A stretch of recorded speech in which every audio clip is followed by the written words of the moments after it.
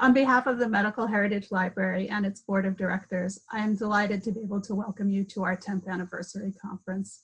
My name is Emily Novakostanis, and I am the president of the Medical Heritage Library, as well as the deputy director for the Center for the History of Medicine in the Countley Library at Harvard. Today, we celebrate the rich and remarkable content that the Medical Heritage Library has digitized and via its contributors collocated over the past decade, as well as the many ways it has informed the creation of new knowledge. Beginning in 2009, the MHL has aspired to be a research-driven history of medicine and health community that serves a broad interdisciplinary constituency.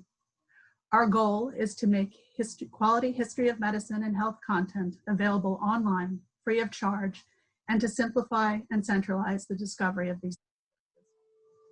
As of today, we have 323,000 digitized texts in the Internet Archive, and in the 2019-2020 academic year, those texts were accessed 8,585,000 times. That usage underpins the reason we are here today, to better understand what happens after digitization and how that usage can inform future initiatives. Before going any further, I would like to first acknowledge the many people who helped make this event possible. In particular, I would like to thank Dr. Kim Adams, the MHL's 2020 Fellow, and Hannah Clutterbuck-Cook, our coordinator, for their good work. I would also like to thank the Harvard Medical School for hosting our event on Zoom, and as well as my predecessors in leading and growing the Medical Heritage Library, including Catherine Hammond-Baker, and our immediate past president, Melissa Graff, who is moderating one of today's sessions. Most importantly, I would like to thank today's 14 speakers for sharing their time, their research, and their expertise with us. For those who are able to attend only part of today's conference, it is being recorded and it will be posted online with captions. We'll be circulating the link via our blog and social media as soon as it is available. Please also look out for announcements in the near future about the MHL's Spring Speaker Series. This will be an exciting series of lectures highlighting new academic voices from a variety of disciplines who have recently utilized the MHL corpus. Lastly, before I introduce our keynote speaker, one housekeeping item. We'll be reserving the last 15 minutes of each session, including the keynote, for Q&A. Questions can be submitted via chat, which moderators will be reviewing during each session and conveying to the speakers. Now, it is my pleasure to introduce Jaipreet Virdi, Assistant Professor for the Department of History at the University of Delaware. In her own words, Dr. Virdi is a historian whose research focuses on the ways medicine and technology impact the lived experiences of disabled people. In her first book, Hearing Happiness, Deafness Cures in History, which was recently published by the University of Chicago Press, she raises pivotal questions about deafness in American society and the endless quest for a cure. Dr. Virdi has published articles on diagnostic technologies, audiometry, hearing aids, and the medicalization of deafness, and has published essays in The Atlantic and the New Internationalist. Dr. Virdi's talk today, Digitized Disability Histories, poses the question, to what extent is disability separate from medicine, and where do we find stories of disabled people without implementing a medicalized gaze? She also asks us to consider how we define access to collections. Please join me in welcoming Dr. Virdi. Thank you, Emily. Good morning, everyone. I'm very happy to be here, especially since the last 2 hours of my morning were incredibly stressful because I was having all the kind of technological failures you can think of. They all happened at once. So I'm glad that it all managed to work out at the end. It's my absolute great pleasure to deliver the keynote for the 10th anniversary conference for the Medical Heritage Library. And I want to begin first by expressing my gratitude to Emily Justanis for the invitation, for all of the people who worked on the Medical Heritage Library collection, and for all of you for joining it this morning. And I also want to note something that perhaps quite obvious to all of us, and that is we are celebrating a digital curation collaborative within a collaborative digital space.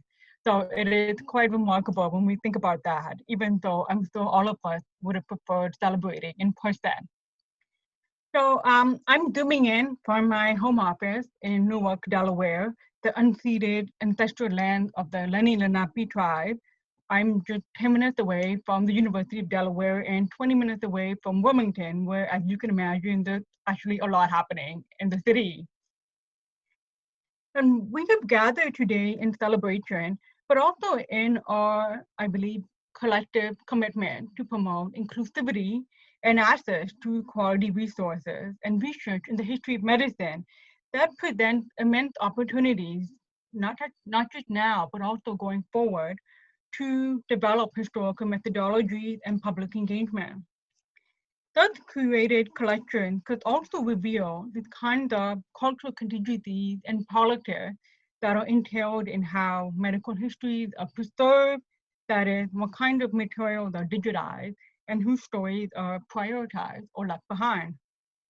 I'm going to share my screen, but I also want to caution viewers that some of the images in my presentation might be sensitive to some of you. So 10 years ago, and I cannot believe how quickly time passes.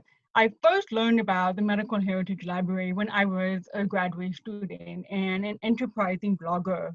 I was developing my blog from the hands of cracks, which was also the title of my PhD dissertation, and thinking about how to use this platform as a site for sharing aspects of my research on 19th century cultural histories of deafness, especially within a medical framework. And initially, my blog was just a place where I could work out some of my ideas and especially some of the things that I had found in digital collections online. So it was also serving as kind of a virtual filing cabinet for interesting sources where I would later refer back to.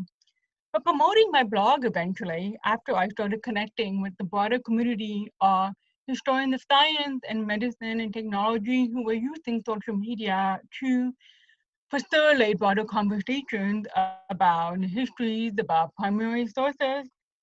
So I started to learn that promoting these kinds of work required cross-posting on social media, which I started to do by sharing my broader interest in history of medicine, as well as the research I was doing on 19th century ear surgery for my dissertation. And for those of you who've been following me on Twitter for a long time, you know that I share a lot of images from the history of medicine. Images which I've come across while browsing through online databases like the Medical Heritage Library, the Wellcome Library, the Natural Library of Medicine, the Countway Library of Medicine, just to name a few. Most of the things I was sharing were essentially interesting tidbits that I learned while browsing digitized collections. First for materials related to my research, but once I started teaching, was also searching for primary sources that I could add to my teaching roster. I kept a folder on my computer desktop with these images, and it was really disorganized. I mean, it was hardly created, but it was memorable to me, and the order made sense to me. And I had notes about where I found these sources in case I needed to go back and check, or in case I wanted to study something. But what I would do in thinking about how to publicly engage with history of medicine on a big platform, I would often use social media in an organized manner where I would schedule a theme ahead of time, um, schedule posts, and then schedule them to go live. And back when Twitter only had 140 character limit and there was no capacity for threaded tweets, I set up a Facebook page so I could post as much details about the image sources and archive repositories as I could. So it was partly out of interest, but also partly out of public engagement in which I was doing this work. And over time, the practice of sharing images became fun in some cases where I would come across things like this advertisement for ear glasses, which in case you're interested, was the discount price from $11 to $8. And what became interesting as a form of public engagement, that it was a fun way to educate the public on things like disease history, vaccination, medical advancement, and cultural frameworks of health and healing. And as with all forms of creation, this was also an ethical process. Like I was consciously thinking about which image to select for sharing, what histories that come with this image, and looking for further kind of description or background information I could use to supplement the images. So in other words, it wasn't just enough for me to just share the image and have a catchy description. I wanted to make sure that any reader who was looking at these images was taking away some kind of crucial lesson about medical history from it. So while some images could be fun, like there's ear glasses that improve your hearing instantly, others could also be more informative, where it became important to have a dialogue with a public audience about what do we learn when we see images like this, when we see example smallpox prior to vaccination, how do these kind of fuel our conversations about vaccination in contemporary society and the whole anti-vaccination movement. So other images required a more nuanced and sensitive oversight, especially to avoid being sensationalized or decontextualized. So I spent a lot of time kind of explaining what these technologies were used for, as you know, there's phototherapy um, image here, because it seemed to me the more I was engaging with the public audience, the more there was this kind of desire to learn more about images, especially images that would be circulating through popular history websites or history social media sites without any explanation of what these images are and where they came from and what they're meant to be used for. And sometimes, you know, I spend a lot of time looking into the histories of people's stories, trying to trying to put them in the forefront of the narrative that often get erased when we just look at them as medical subjects. And I did share stories and images of unfamiliar people. And what I started to learn over time is that my audience really enjoyed stories about people just as much as they enjoy stories about technology. And when you tie the histories of the technology with the stories of people, then it becomes something to relate to. Everybody suddenly had some kind of opinion or their own history or their own background experience and learning about what the use of these technologies have been for and whether maybe somebody in their own family had used these technologies at some point in their own history. I also learned that histories about mental health seems to provoke a lot of conversation when people would debate things like about this one, Katharina Deddo, who her images actually got circulated multiple times, I noticed, but without any context about who she was, why she was doing this.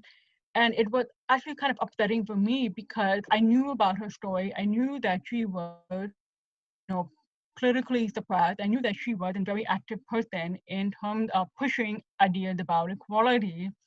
So this post actually about Catherine Detzel became one of the times that you can see the conversation on my end about what becomes important, what becomes necessary when we address the implications of looking at pictures of people suffering and disease bodies. Like, do we learn anything more than what we've been told? Is it appropriate to share these kinds of images? And even if we do share it, is it meant to shock or discomfort the viewer? So Susan Burnoff has addressed this troubling liaison between medicine and art in a 2012 article, focusing specifically on the photographs of Harold Gillies' World War I patrons with severe facial injuries. With these images in public domain, Burnoff questioned what these new frontiers of visuality will be when they are appropriated for public consumption without historical context.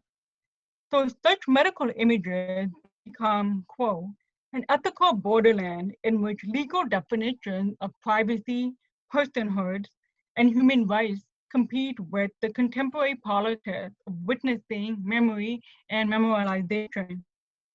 A space of fantasy where fascination and aversion are found in equal measure. Now, in the article, Burnoff was specifically talking about the use of World War I veteran photographs for creating a video culture. But I think the crucial question that burn-off acts in this article is, what do we gain from seeing images like this when we are not historians, when we're not in the medical field? What do we gain by viewing suffering, especially when it's perceived through a medicalized gaze? And how do we, as historians, connect objectivity with historical value? There's tendency for sentimentality and spectacle, which as become problematic. So I confess that when sharing shocking images of medical injury or disfigured bodies, unaware that perhaps other people viewing these images might be reading them differently.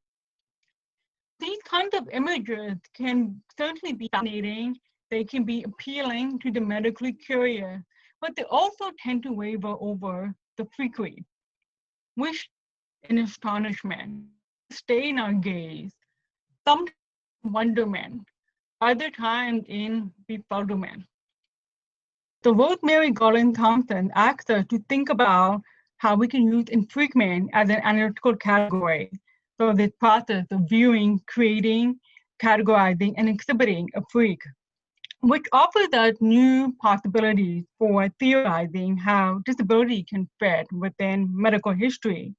And I think this is where digitized medical collections can become complicated for researching disability history, because to what extent is disability separate from medicine? And where can we find these histories of disabled people without implementing a medical gaze? So 5 years ago, I thought to address this question by embarking on a research project that merged my interest in material culture and public engagement. And this project, titled Objects of Disability, was inspired by scholarly trends in material culture that tended to center user histories of design.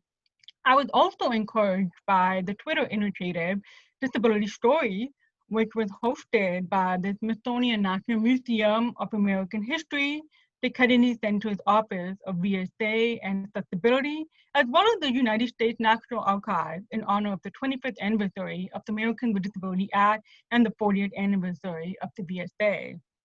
So on July 15, 2015, citizens across the nation and even globally were invited to use the hashtag and share stories, photographs, art, technologies that capture their individual lived experiences with disability. The museums and archives also participated by sharing visual and material artifacts of unknown or unfamiliar history.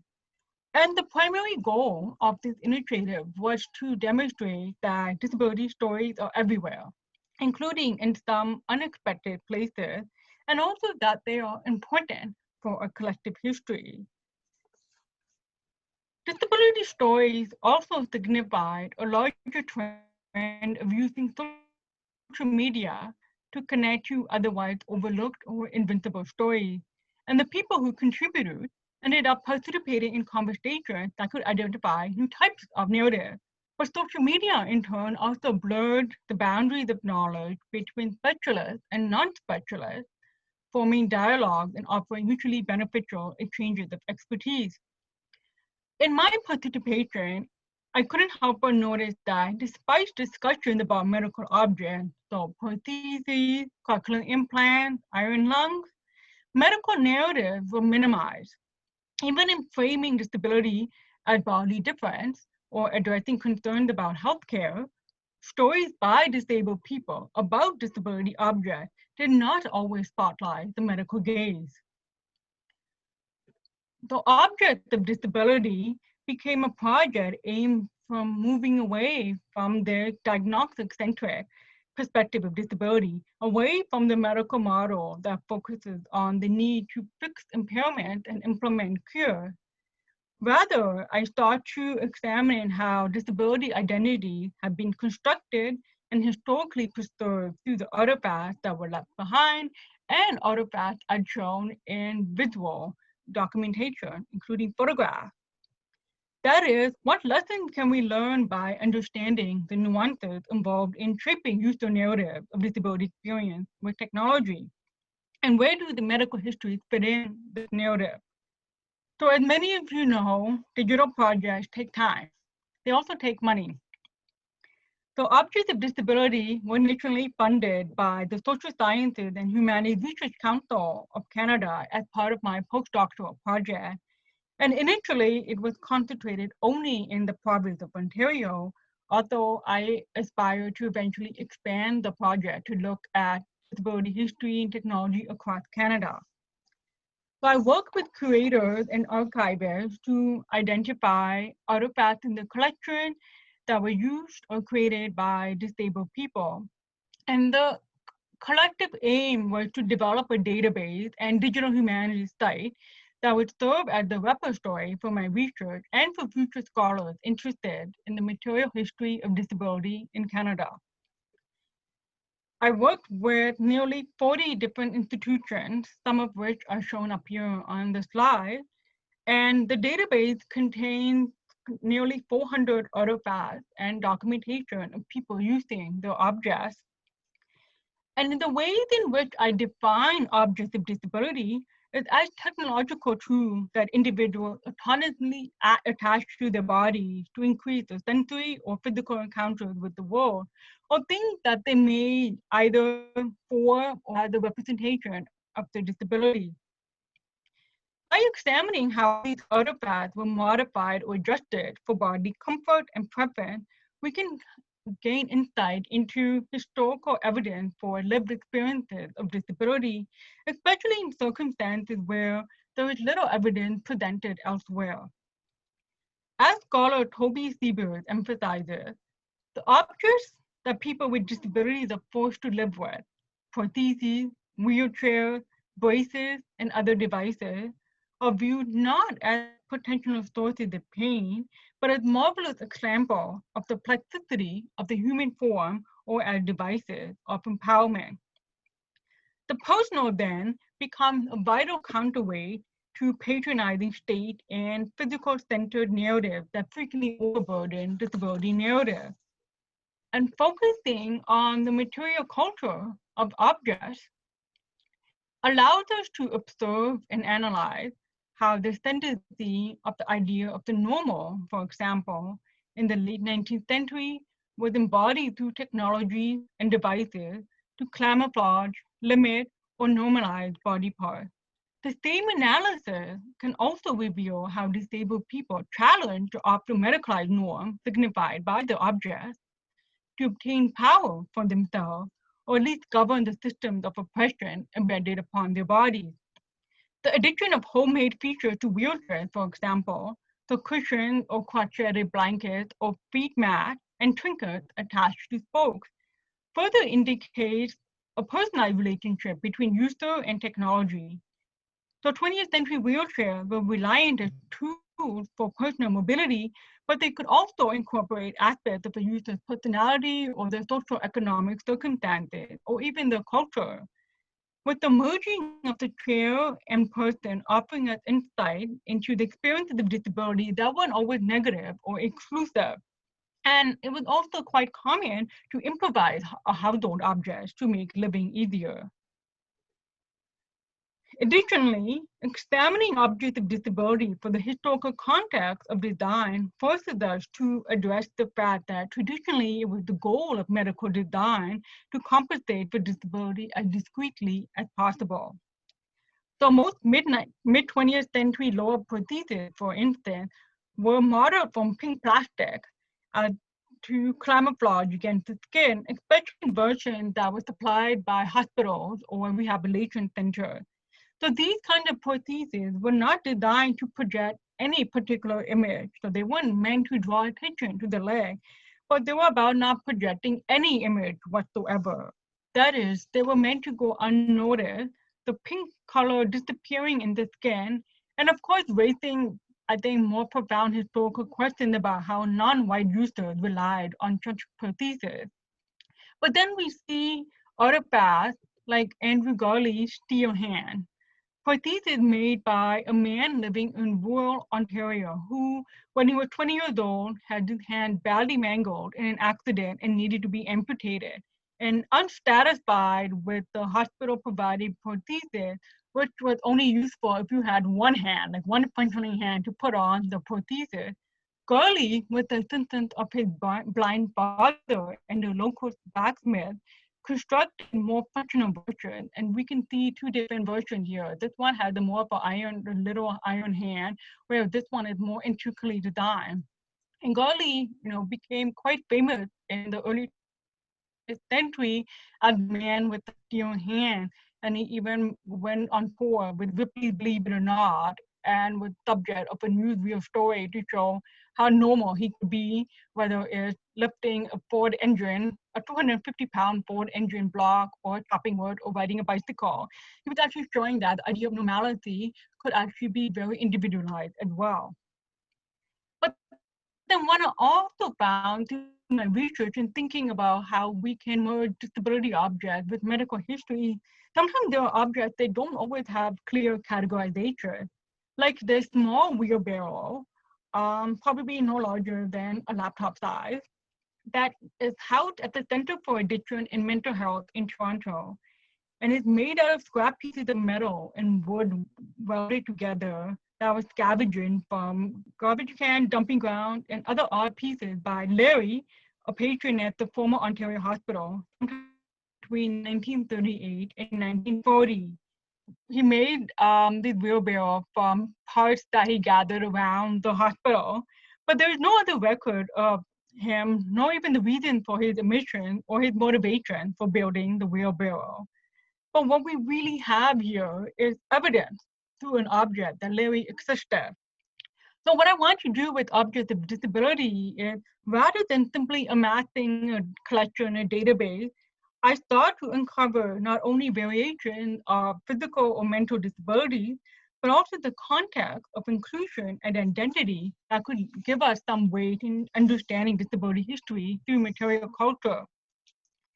So what do these studies of artifacts reveal about construction of user identity or design preferences? How can we understand rehabilitation therapy tools or occupational therapy art as reflections of disabled identity? And how can we examine design to highlight the agency of disabled person other than a medicalized framework, including the way they rejected, if at all, prevailing conceptions of normalcy, including, for instance, refusal to wear standard prostheses that made their limbs look normal. So these questions are even more pressing, given that objects of disability tend to be more than tools to fix or normalize an impairment. They are resources for navigating, sometimes literally, and engaging with the challenges of usability and adaptation. Finding sources on disability, especially within medical collection, requires addressing how disability experience is created and defined within databases. Sometimes the difficulty in separating disability and medicine are made more apparent when you are accessing digital collection databases, where the search keywords do not fully capture the breadth of disability in collection. So keywords for depth, for instance, can result in ear trumpets, hearing aids, cochlear implants, maybe image surgical procedures, and medical textbooks, obvious results. But what about a toy telephone that was used by a deaf girl? And I would often reach out to creators and archivists to inquire whether there was any other object in their collection that fit within the parameters I was seeking. You'd be surprised, maybe perhaps not, how many would respond back with, I wasn't aware that we had this much disability in our collection. But as Douglas Benton tells us, disability is everywhere in history, but conspicuously absent in the histories we write. I think this is starting to change because we now have this immense growth in disability history books, at least 10 by my count for 2020 alone, which is evidence for how much the field has changed. It also means that there are changes occurring in collection, library collection, museum collection, digitized databases. I'm actually pleased to see the Society of American Archivists put together a white paper document listing disability history collection, and they're currently working to update metadata to reflect disability in the collection. So now this Object of Disability project is still ongoing. I mean, I'm the first to confess that when I ran out of funding, I had to pause the project. But I also paused it when I took up my position at the University of Delaware and became, preoccupied with teaching and finishing my first book. But at the same time, I was also brainstorming how to expand the project, perhaps not just to Delaware, but also maybe in an American history, to see if we can find similar histories between Canadian experience and the American experience, if at all. What I've also been able to find thus far suggests how focusing on the intersectionality of disability across age, socioeconomic, gender, race, cultural lines afford us with unique perspective for considering where and how medical repositories can host disability collections. Well, let me share you with one pretty example. Last year, I was absolutely delighted to visit the Medical Historical Library at the Cushing Whitney Medical Library at Yale to examine the newly acquired Robert Bogdan Disability History Collection, which had like over 3,500 photographs and other documentation representing disability, including citizen portraits with family members and loved ones. So this was one Robert Bogdan personal collection, and then he donated to the library. And I was really delighted when I received an email from Melissa Graf saying I could come and look at this collection. But what I was really looking for how disability technologies were represented in these portraits and other kinds of visual indications of disability. Because in his published work, Robert Bogdan tells us that the presence of these objects are not so intrusive. They don't really change anything about the subject to remove it from being a typical family photograph or an individual portrait. But the disability objects there are to indicate an association. So this person is disabled, but they're not prominently featured. They don't take attention away really from the person as a subject. And the focus is really within the relationship that people have with each other. We see individuals in studio portraits, sometimes outdoors in wheelchairs, that seem to have chains attached to the wheel. And I was incredibly confused by this because well, first of all, I don't ride a bicycle, so thinking about chains and gears did not come intuitively to me.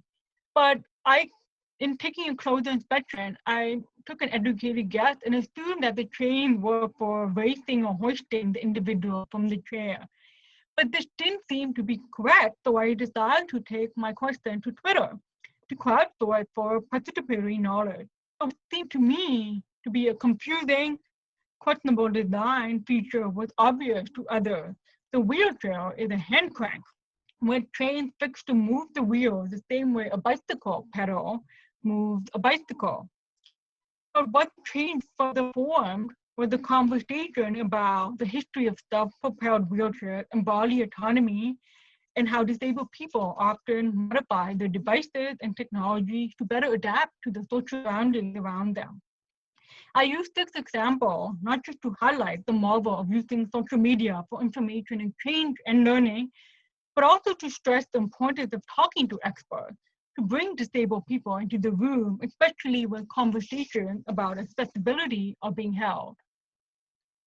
So by way of conclusion, I want to ask, what happens when the archive not only manage collections on disability history, but also embrace how disability studies can influence archival processes and practices?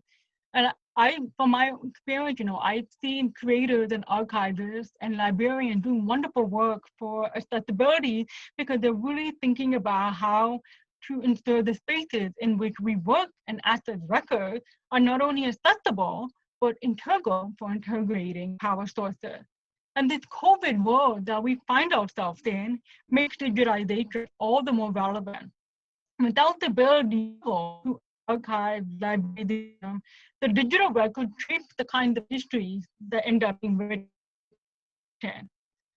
So what's digitized and preserved then becomes reflective of collecting practices, of ways of ensuring how history continues to be relevant. For 10 years, I've used the Medical Heritage Library digital collection for my own scholarly research, for teaching material, for public engagement, and for fueling my own curiosity.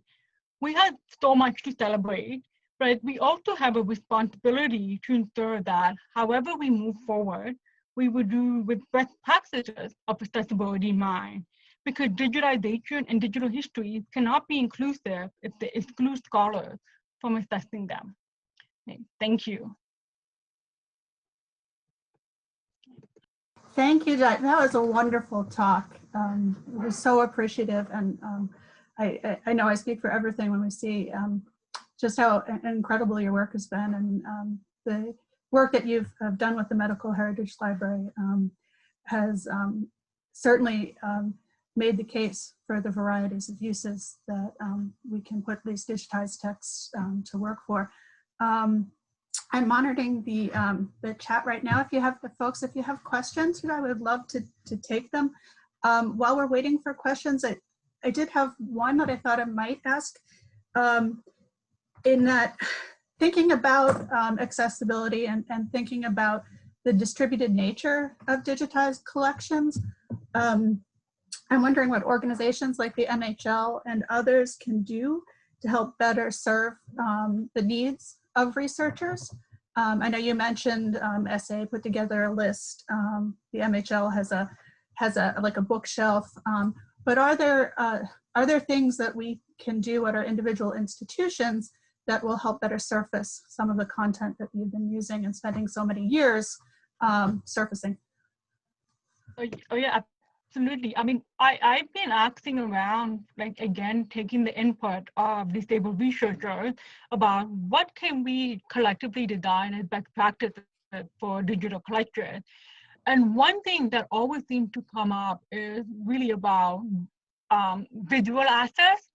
So scholars who are blind or have low vision seem to always have trouble accessing digital collection because the platforms that they use don't always work with whatever e-reader that they use. So especially when we just scan things and post it without having a way for that information to be readable, I think that is one thing that definitely needs improvement going forward about how do we ensure, you know, technological features for accessibility like large print or the what do you call it, color contrasting print. How do we include that in our platform? So I work with the Disability History Association.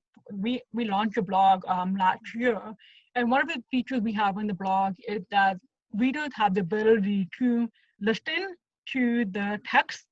All images have image descriptions on them, as detailed as possible. And there's also an option for readers to download the text so that they can have e-reader say the text out loud, they can hear them. And we also have features that allow readers to change the text. So this is quite simple to do in a blog, but difficult to do, I think, in digital collection, because then you have all these multi-layer variations when you have the search features and then you have the reading platform. So, I mean, that's the best. Here, speak with experts who work in the area, especially disabled people who rely on this kind of scholarship, can also afford insights for thinking about which kind of technology across various price points, I imagine, can be useful for digital collection. Thank you. And I think that, you know, many of the attendees here are from special collections and archives. And so I think this is good food for thought for how we think about digitizing and putting things online. We do have a question from one of the attendees. It's a question from Melissa. Melissa's wondering, what future directions do you see for online disability collections? That's a great question. I keep thinking about that. Like, I think on disability collection, as I work with my own, one thing we really need is non-conventional history. So history that don't always get preserved in museums or libraries or even in archives. So I'm thinking of local histories where disabled people make things, but these things are so low tech, they don't seem to be of any interest of preserving the historical record, but they're really important for local history. You know, there was example, I know the Smithsonian, because it was donated by a grabber when you can reach and like high shelves or something, so you create a grabber, but this grab not a fancy technology. Again, this is not something we would consider to be valuable enough to be preserved inside a disease. So like if you take straws and you put straws together and you get like one long straw, so for a disabled person, that could actually be useful because it tells us something about how they were interacting with spaces. But I think sometimes the material we add to the collection doesn't always have to be conventional, because the way disabled people interacted with the environment was really individualistic. It really determined by the spaces. So I'll give you one example. The museum in St. Catharines, Ontario, they kept the door frame of a 19th century house because the person who lived in that house had a wheelchair but couldn't navigate through the house properly. So the wheelchair kept hitting on the door frame. So there's all like these marks on the door frame that also indicate how many different times that the owner changed the wheelchair to try to make it through the doorway. So the museum kept that little frame to kind of think about spaces, and not just outdoor spaces, but spaces of access. And it's a really wonderful, both visual and material reality of how people were actually living. Because the wheelchair can tell us one thing, but thinking the door frame adds an extra dimension that we might not always necessarily take away at first pass. We have a question. If you could change one thing about people interpreting medical history, talking about disability history, what would it be? Mm-hmm. I think one thing would be is to understand that not all disability history is about fixes or cures or rehabilitation. So even if that's part of our understanding about how disabled people adjusted their bodies with the environment, or how they made use of certain kinds of assistive technology, it isn't the entirely of their life. So we can think about a disabled person like outside of the medical domain. So we can think about they make use of low-tech technology to access things. And one other thing, I mean, that's, I think, the most important thing. Medical history is not everything. It can be a tremendous part of understanding how and why a disabled person's body change or the reality of their illness, especially if they have a hereditary disease that causes them to be disabled. So I think that for me would be the most important part, like thinking a much more holistic history or narrative about a disabled person. That's great. Have you come across any objects or archival collections that relate to music or sound, such as musical instruments or audio files? I have seen a modified radio made by a deaf person that would allow them to connect it to the hearing aid so they could hear music clearly. So I have seen that, but I think of it more in terms of like teaching, like people taking apart technologies and like adding features to make them much more powerful. But I have not really anything in terms of music, but I also admit I have really been looking for that kind of like that kind of sound collection either. Partly because it's a restriction on my part. Even if I did find collection with like say audio files, I won't be able to hear them without any kind of transcript or something like that. And this goes back to an earlier question too about improving accessibility. If we think about adding like oral histories and any kind of like audio file, it's really imperative to have transcripts available. And not just an auto transcript, which is translation of the text, but also a description of any sounds that are captured in there. And I think that is quite a challenge. Yeah. Someone writes, I liked your comment about history being about people and their stories. Okay. How do you navigate the issue of the individual experience against using it as a representative case study for historians to offer a broader message? Oh, that's a great question. Okay, so let's take the example of Andrew Garli that I gave in the talk. So we have here a case of a man who lost his hand and made his own prosthesis.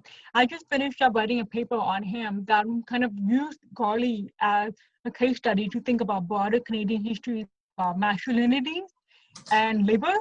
because in the 19th century and early 20th century, so much of the cultural perception of disability in Canada was about dependency. It was culturally perceived for the most part that disabled people could not work. And if they could not work, they could not be self-sufficient people. And for men who were disabled, this was a threat against the masculine identity, like they failed to be breadwinners, so to speak. Garli's case offers a very interesting history to think about what it means when a disabled person becomes self-sufficient and how that perceived in society. So on one hand, his trickery wasn't like the spectacle surrounding his steel hand wasn't just about the fact that he is a literal man with steel hands, but the fact that he was able to use his steel hand to do ordinary things. He was able to get a job, he could shave, he could feed himself, he could tie his shoelaces. So when he was performing on Ripley's, that was his trickery, that was the sensation of his stage persona. He would just go up on stage and show all the ordinary things he could do with his extraordinary prosthesis. But I used this specific case study to also prompt questions for historians about thinking about where do histories of disability and masculinity fit in when we think about expectations for labor, when we think about the idea of the extraordinary body. Mary Garland Thompson talks about being non-medicalized. So what those kinds of histories like this question? Thank you. I think we could probably take one more question, and then I think we're going to switch over to the next panelist. So just a good practical question. For those of us whose collections do not incorporate accessible description, what would be the most effective places for us to start addressing this retroactively? Well, I mentioned the American Society of Archivists. So they put together a document listing not just all the collections that have disability in them, but I can share it after, but they also have a section there about how to add accessibility. So I think this is the first place to start because they've already kind of been working with the disability community and with archivists to think about what best practices for accessibility can be when we're upgrading our collection and when we're working to include assets. So this would be the best place to start, I think. Well, thank you so much. That concludes our keynote. Again, we are extremely grateful to Dr. Verdi for presenting today on behalf of the Medical Heritage Library.